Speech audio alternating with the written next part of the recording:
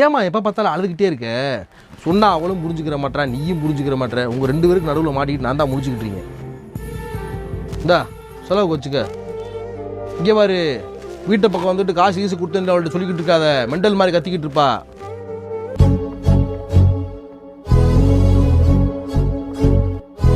இந்தாம்மா, அப்பாவுக்கு தெரியாம வச்சுக்க. என்னடா அது? நான் உண்டியால சேர்த்து வச்ச காசு. அதே என்ட அப்பாவுக்கு தெரியாம வச்சுக்கணும். அப்பா உனக்கு தெரியாம அவங்க அம்மா காசு கொடுத்தாரா? அதே அப்பாவுக்கு தெரியாம எங்க அம்மாவுக்கு நான் காசு கொடுக்குறேன். ஓ, எனக்கு தெரியாம உங்க அப்பா காசெல்லாம் கொடுக்குறானா அவங்க ஆத்தாளுக்கு?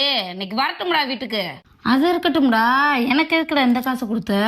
ஆமா, நாளைக்கே நான் அப்பா மாதிரி பெரிய ஆளாகி கல்யாணம் பண்ணிட்டேனா இப்போ எப்படி அப்பா உனக்கு தெரியாம அவங்க அம்மாவுக்கு காசு கொடுக்குறாரு, அதே மாதிரி என் பொண்டாட்டிக்கு தெரியாம நான் உனக்கு காசு கொடுக்கணும்ல.